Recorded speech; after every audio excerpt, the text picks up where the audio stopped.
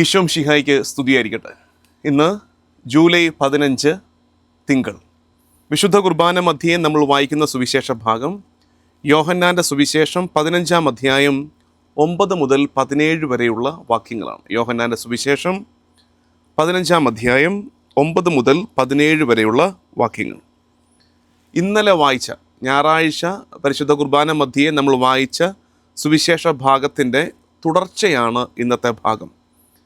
9-ാം വാക്യം തൊട്ട് 17-ാം. ഇന്നലെ നമ്മൾ 15-ാം അധ്യായം 1 മുതൽ 8 വരെയുള്ള വാക്യങ്ങളാണ് സുവിശേഷ ധ്യാനത്തിനായിട്ട് എടുത്തത്. ഇന്ന് നമ്മൾ ഞാൻ ഈ ദിവസങ്ങളിലൊക്കെ കുറച്ച് വചനം വെച്ചിങ്ങനെ ചെറിയ മൈന്യൂട്ട് ഡീറ്റെയിൽസ് പറയുന്നത് കൊണ്ട് ഞാൻ ആഗ്രഹിക്കുന്നത് സാധിക്കുമെങ്കിൽ നിങ്ങളൊക്കെ ബൈബിൾ എടുത്തിട്ട് കേൾക്കുകയും കാണുകയും ചെയ്യുക. എനിക്കറിയാം ചിലരിങ്ങനെ യാത്രാമധ്യേയും എന്തെങ്കിലും ഒരു തിരക്കിൻ്റെ ഇടയ്ക്കുമൊക്കെ കേൾക്കാൻ സമയം കണ്ടെത്തുന്നവരാണ്. അത് തന്നെ വലിയ കാര്യം. ആ തിരക്കിനിടയ്ക്ക് കേൾക്കാൻ പറ്റുന്നുണ്ടല്ലോ, ശ്രമിക്കുന്നുണ്ടല്ലോ. ഇനിയിപ്പോൾ അല്പം സമയം ഉണ്ടെങ്കിൽ, സാവകാശം ഉണ്ടെങ്കിൽ ഇന്നത്തതൊക്കെ ബൈബിൾ എടുത്തത് വെക്കുകയാണെങ്കിൽ നല്ലതാണ്. അതായത് ഞാനൊരു 4 ഭാഗമായിട്ടാണ് ഇന്ന് പറയുന്നത്. ഈ ഫലം പുറപ്പെടുവിക്കുന്ന ആശയം തന്നെയാണ് ഇനിയും തുടരുന്നത്. നിങ്ങൾ ഓർക്കരുത്, ഈ ദിവസങ്ങളിലൊക്കെ എന്താണ് ഇതേ കൺസെപ്റ്റ് തന്നെ. ബി ഫ്രൂട്ട്ഫുൾ, ഫലം പുറപ്പെടുവിക്കുക എന്ന ആശയം വരുന്നതിൻ്റെ കാരണം എന്താണ്? സിമ്പിൾ കാരണമാണ്. ആരാധനാവത്സര കാലത്തോട് ചേർന്ന് നിൽക്കുന്ന വായനകളാണ്. കഴിഞ്ഞ ഞായറാഴ്ച കൈത്താക്കാലത്തിൻ്റെ 1-ാം ഞായറാഴ്ച ഞാൻ കൈത്താക്കാലത്തെക്കുറിച്ച് പറഞ്ഞു തന്നായിരുന്നു. കൈത്താക്കാലം വിളവെടുപ്പിൻ്റെ കാലമാണ്, കൊയ്ത്തിൻ്റെ കാലമാണ്. അപ്പോൾ വിളവെടുപ്പിൻ്റെ കാലത്തിൽ ഫലം പുറപ്പെടുവിക്കുന്നതിനെക്കുറിച്ച് സഭ എന്ന നമ്മുടെ അമ്മ നമ്മളെ വീണ്ടും വീണ്ടും ഓർമ്മിപ്പിച്ചുകൊണ്ടിരിക്കുന്നതാണ്. അതിന് ചേരുന്ന വായനകൾ ഈ ദിവസങ്ങളിൽ നമുക്ക് നൽകിക്കൊണ്ട് അത് മനസ്സിലാക്കുക. അപ്പോൾ നമ്മൾ ആദ്യം ചെയ്യുന്ന കാര്യം, കർത്താവ് ക്ഷണിക്കുന്നൊരു കാര്യം, എൻ്റെ സ്നേഹത്തിൽ നിങ്ങൾ നിലനിൽക്കുക. അതായത് ഞാനും പിതാവും തമ്മിലൊരു സ്നേഹമുണ്ട്. ആ സ്നേഹത്തിൽ നിങ്ങളും വന്ന് ചേരെ. Invitation to the Trinity. പിതാവും പുത്രനും പരിശുദ്ധാത്മാവും കൂടി ഇങ്ങനെ സ്നേഹത്തിലായിരിക്കുന്നത് പോലെ ആ കൂട്ടായ്മയിലേക്ക് നിങ്ങളും വന്ന് ചേരണമെന്നാണ് എൻ്റെ ആഗ്രഹമെന്നാണ് ഈശോ പറയുന്നത്. നിസ്സാര ഇൻവിറ്റേഷനാണോ കിട്ടിയിരിക്കുന്നത്? ഭയങ്കര അതിൻ്റെ ഡെപ്ത് മനസ്സിലാക്കണം. കർത്താവിൻ്റെ കൂട്ടായ്മയിലേക്ക് നമ്മളെ ക്ഷണിക്കുകയാണ്. പിതാവ് എന്നെ സ്നേഹിച്ചതുപോലെ ഞാനും നിങ്ങളെ സ്നേഹിക്കുന്നു, നിങ്ങൾ എൻ്റെ കൽപ്പനകൾ പാലിക്കുവിൻ, നിങ്ങൾ എൻ്റെ സ്നേഹത്തിൽ നിലനിൽക്കുവിൻ. ഈ സ്നേഹത്തിലേക്കാണ് നമ്മളെ ക്ഷണിക്കുന്നത്. പിതാവ് പുത്രനെ സ്നേഹിക്കുന്നത് പോലെ, പുത്രൻ പിതാവിനെ സ്നേഹിക്കുന്നത് പോലെ ആ സ്നേഹത്തിൽ പങ്കുപറ്റാൻ ക്ഷണിക്കുകയാണ്.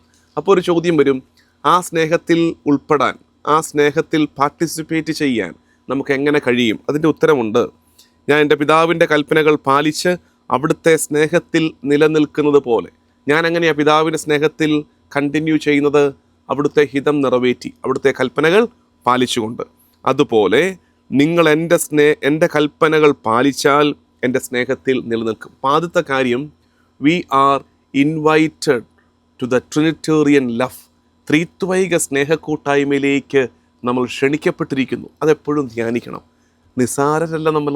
കർത്താവിൻ്റെ ക്ഷണം അത്രയും വലിയ ഇൻവിറ്റേഷൻ. അംബാനിയുടെ കല്യാണത്തിന് ക്ഷണം കിട്ടിയവരെക്കുറിച്ച് നമ്മൾ പറയും, ലക്കി ആൾക്കാർ, ഇതൊക്കെ പോയി കാണാനൊക്കെ ഉള്ള ക്ഷണം കിട്ടിയല്ലോ, ഇൻവിറ്റേഷൻ കിട്ടിയല്ലോ. അങ്ങനെയാണെങ്കിൽ നമ്മൾ വി ആർ ഈവൻ ബെറ്റർ. നമുക്ക് കിട്ടിയിരിക്കുന്നത് ത്രിത്വൈക ദൈവത്തിൻ്റെ സ്നേഹക്കൂട്ടായ്മയിൽ പങ്കുപറ്റാനുള്ള ക്ഷണമാണെന്ന് മനസ്സിലാക്കണം. അടുത്തത്, അങ്ങനെ കർത്താവിൻ്റെ സ്നേഹക്കൂട്ടായ്മയിലായിരിക്കുമ്പോൾ ഈ ഭൂമിയിൽ നമുക്ക് എന്താ മെച്ചം? അത് വലിയൊരു ചോദ്യമാണല്ലോ. അതായത് സ്നേഹക്കൂട്ടായ്മയൊക്കെ ശരിയാണ്, ജീവിക്കുമ്പോഴും ആ എക്സ്പീരിയൻസ് ഉണ്ട്. സ്റ്റിൽ എനിക്കിവിടെ, നമ്മൾ സാധാരണ മനുഷ്യരല്ലേ, നമ്മൾ ചിന്തിച്ചു പോകുമല്ലോ. അതിൻ്റെ ഉത്തരം കർത്താവ് വളരെ ബ്ലണ്ടായിട്ട് പറഞ്ഞു തരുന്നുണ്ട്. സന്തോഷം അനുഭവിക്കാൻ പറ്റും.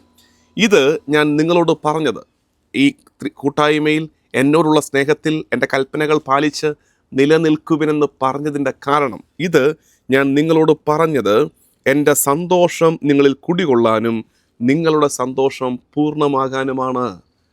സന്തോഷത്തോടെ ആയിരിക്കാനാണ് ഈ സ്നേഹത്തിലേക്ക് വായോ എന്ന് പറയുന്നത്.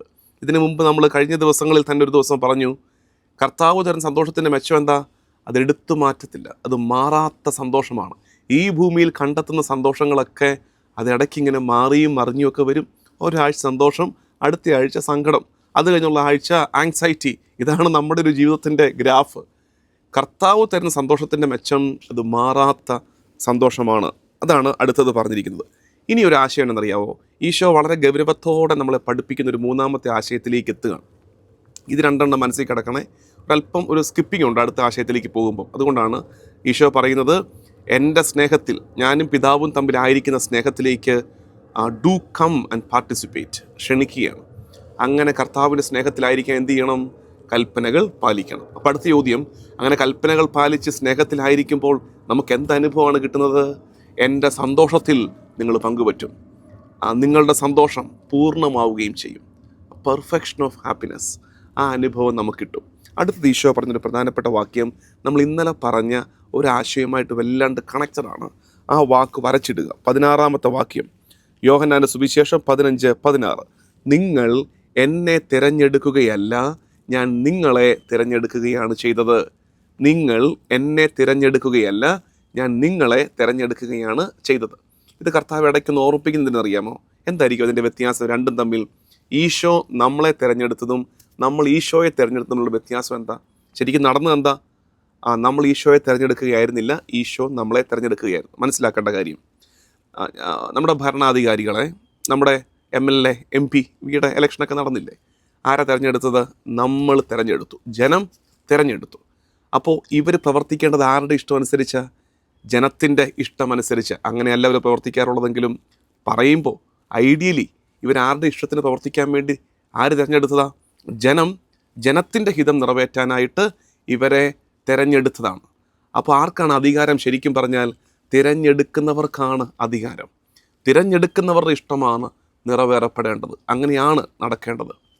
അങ്ങനെയാണെങ്കിൽ ഈശോ നമുക്ക് പറഞ്ഞു തരികയാണ്, അതേ ഒരു കാര്യം ഓർത്തേ, നിങ്ങൾ എന്നെ തിരഞ്ഞെടുക്കുകയല്ല, ഞാൻ നിങ്ങളെ തിരഞ്ഞെടുക്കുകയാണ് ചെയ്തത്. അപ്പോൾ ആരുടെ ഇഷ്ടം നിറവേറ്റുകയാണ് വേണ്ടത്?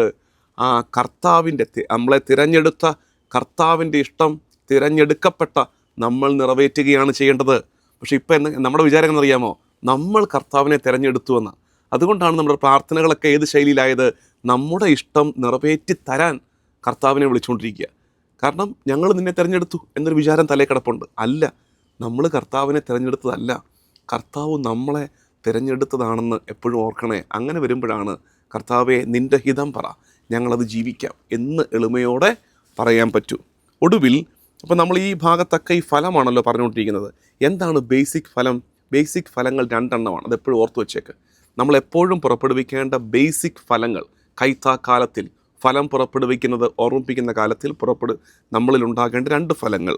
ഒന്ന്, ഈശോ ആദ്യം പറഞ്ഞ്, നിങ്ങൾ എൻ്റെ കൽപ്പനകൾ പാലിച്ചാൽ എൻ്റെ സ്നേഹത്തിൽ നിലനിൽക്കും. എന്ന് വെച്ചാൽ എന്താ? കർത്താവുമായുള്ള ബന്ധം. ഒന്നാമത്തെ ഫലം അതാണ്. കർത്താവുമായുള്ള ബന്ധമാണ് ഒന്നാമത്തെ ഫലം. രണ്ടാമത്തെ ഫലം അവസാനം എഴുതിയിട്ടിരിക്കുന്നു, 17-ാമത്തെ വാക്യം, ഞാൻ നിങ്ങളോട് കൽപ്പിക്കുന്നു, പരസ്പരം സ്നേഹിക്കുവിൻ. കർത്താവുമായി ബന്ധത്തിലായിരിക്കുക. 2, പരസ്പരം സ്നേഹിക്കുക. സിമ്പിൾ. ഈശോ എപ്പോഴും പറഞ്ഞുകൊണ്ടിരുന്ന കാര്യം, നിങ്ങളുടെ ദൈവമായ കർത്താവിനെ പൂർണ്ണ ഹൃദയത്തോടെ, പൂർണ്ണയാത്മാവോടെ, പൂർണ്ണ ശക്തിയോടെ സ്നേഹിക്കുക, നിന്നെപ്പോലെ നിൻ്റെ അയൽക്കാരനെ സ്നേഹിക്കുക. ഇതാണ് നമ്മൾ പുറപ്പെടുവിക്കേണ്ട ഫലങ്ങൾ. പ്രിയമുള്ളവരെ, സുവിശേഷത്തിൽ നിന്ന് കേട്ട കാര്യം ഒന്ന് റിവൈസ് ചെയ്തേ. കാരണം കേട്ടിരിക്കുമ്പോൾ ഇതെല്ലാം മനസ്സിലായ പോലൊക്കെ തോന്നുവേ, പക്ഷെ പിന്നീട് ഒന്നുകൂടെ ഓർക്കുമ്പോഴേക്കും മിസ്സായിപ്പോവും. നമ്മൾ ബലഹീനരല്ലേ, നമുക്കൊന്നുകൂടെ ഒന്ന് തറവാക്കാം. ഈശോ എന്താ പറയുന്നത്? You are invited in to my love. എൻ്റെ സ്നേഹത്തിലേക്ക്, ഞാനും പിതാവുമായുള്ള സ്നേഹത്തിലേക്ക് നിങ്ങൾ ക്ഷണിക്കപ്പെട്ടിരിക്കുന്നു. ഞാൻ ഉപയോഗിച്ച വാക്ക് we are invited in to the Trinitarian love. ത്രിത്വൈക സ്നേഹക്കൂട്ടായ്മയിലേക്ക് ക്ഷണിക്കപ്പെട്ടവരാണ് നമ്മൾ. അപ്പം നമ്മൾ ചോദിക്കും, അങ്ങനെ ക്ഷണിക്കപ്പെടാൻ, അങ്ങനെ ആയിരിക്കാൻ, ആ കൂട്ടായ്മയിലായിരിക്കാൻ എന്ത് ചെയ്യണം? എൻ്റെ കൽപ്പനകൾ പാലിച്ചാൽ എൻ്റെ സ്നേഹത്തിൽ നിലനിൽക്കും. It's clear. അപ്പോൾ അടുത്തത്, അങ്ങനെ കൽപ്പനകൾ പാലിച്ച് ആ സ്നേഹത്തിൽ നിലനിൽക്കുമ്പോൾ നമുക്കെന്താ മെച്ചം? ഉത്തരം, എൻ്റെ സന്തോഷം നിങ്ങളിൽ കുടികൊള്ളാനും നിങ്ങളുടെ സന്തോഷം പൂർണ്ണമാകാനും. Perfection of joy, happiness. അടുത്തത്, നിങ്ങൾ എന്നെ തിരഞ്ഞെടുക്കുകയല്ല, ഞാൻ നിങ്ങളെ തിരഞ്ഞെടുക്കുകയാണ് ചെയ്തത്. കർത്താവിൻ്റെ ഹിതം നിറവേറ്റണം നമ്മൾ. അപ്പോൾ ആ കർത്താവിൻ്റെ ഹിതം നിറവേറ്റുന്നതാണ് ഫലം പുറപ്പെടുവിക്കൽ. എന്താണ് കർത്താവിൻ്റെ ഹിതം? 2 കാര്യങ്ങൾ. 1, കർത്താവിനെ സ്നേഹിക്കുക.